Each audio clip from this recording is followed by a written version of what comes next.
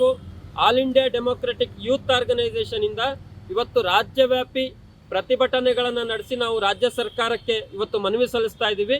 ಮುಖ್ಯ ಬೇಡಿಕೆ ಏನಪ್ಪಾ ಅಂತಂದ್ರೆ, ರಾಜ್ಯ ಸರ್ಕಾರ ಈಗಾಗಲೇ 56,432 ಹುದ್ದೆಗಳಿಗೆ ನೇಮಕಾತಿ ಮಾಡ್ಕೊಳ್ತೀವಿ ಅಂತ ಕಳೆದ ಡಿಸೆಂಬರ್ನಲ್ಲಿ ಹೇಳಿದ್ರು.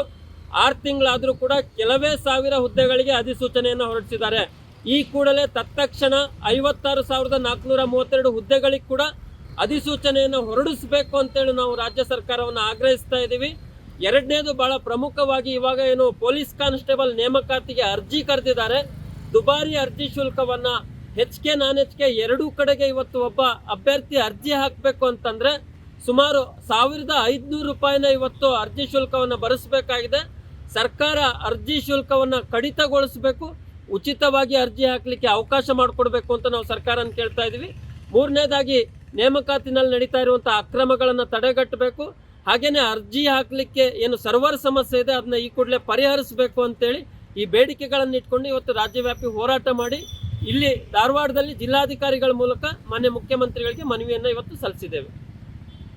ಈವರೆಗೆ ರಾಜ್ಯ ಸರ್ಕಾರ 54,000 ಹುದ್ದೆಗಳನ್ನು ಕಾಲ್ಫಾರ್ ಮಾಡ್ತೇವೆ ಅಂತಂದು ಹೇಳಿ ತುಂಬ ದಿನ ಆಯಿತು.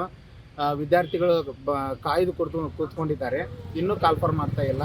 ಬೇಗ ವಿದ್ಯಾರ್ಥಿಗಳಿಗೋಸ್ಕರ, ಯೂತ್ಗೋಸ್ಕರ ಎಲ್ಲ ಕಾಲ್ಫಾರ್ಮನ್ನು ಮಾಡಬೇಕು. ಅದ್ರ ಜೊತೆ ಏನಂತಂದ್ರೆ, ಈಗ ಕರೆದಿರ್ತಕ್ಕಂಥ ಪೊಲೀಸ್ ಕಾನ್ಸ್ಟೇಬಲ್ ಹುದ್ದೆಗೆ 750 ರೂಪಾಯಿ ಫೀಸ್ ಮಾಡಿದ್ದಾರೆ. ನಮ್ಮ ವಿದ್ಯಾರ್ಥಿಗಳು ಮೊದಲೇ ಬಡತನದಲ್ಲಿ ಓದ್ತಾ ಇರ್ತಾರೆ. ಅವರೆಲ್ಲ 750 ರೂಪಾಯಿ ತುಂಬಂದ್ರೆ ಹೆಂಗೆ ತುಂಬಬೇಕು? ಏನಾರು ಇನ್ಕಮ್ ಇದ್ರೆ ತುಂಬ್ತಾರೆ, ಅದೇನಿಲ್ಲ.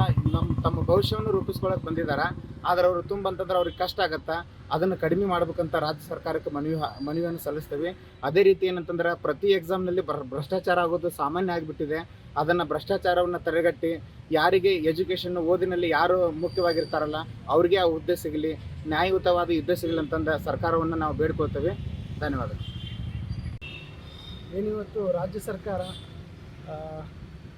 56,432 ಹುದ್ದೆಗಳನ್ನು ಭರ್ತಿ ಮಾಡ್ತೀವಿ ಅಂತ ಚಳಿಗಾಲದ ಅಧಿವೇಶನದಲ್ಲಿ ಏನು ಒಂದು ಅಸೆಂಬ್ಲಿಯಲ್ಲಿ ಹೇಳಿಕೆಯನ್ನು ಕೊಟ್ಟಿದ್ರಲ್ಲ, ಅದನ್ನು ಬರೀ ಹೇಳಿಕೆಗಷ್ಟೇ ಸೀಮಿತಪಡಿಸದೇ ಅದನ್ನು ಕಾರ್ಯರೂಪಕ್ಕೆ ತರಬೇಕು ಅನ್ನುವಂಥದ್ದು ನಮ್ಮ ರಾಜ್ಯದ ಎಲ್ಲ ಉದ್ಯೋಗಾಕಾಂಕ್ಷಿಗಳ ಒಂದು ಆಗ್ರಹವಾಗಿದೆ. ಇವತ್ತು ಜೂನ್ 23ರಂದು AIDYO ಪರವಾಗಿ ಇಡೀ ರಾಜ್ಯಾದ್ಯಂತ ಪ್ರತಿ ಜಿಲ್ಲೆಯಲ್ಲೂ ಆಗ್ರಹದ ಮೂಲಕ ನಾವು ನಮ್ಮ ಬೇಡಿಕೆಗಳನ್ನು ಇಡ್ತಾ ಇದ್ದೀವಿ.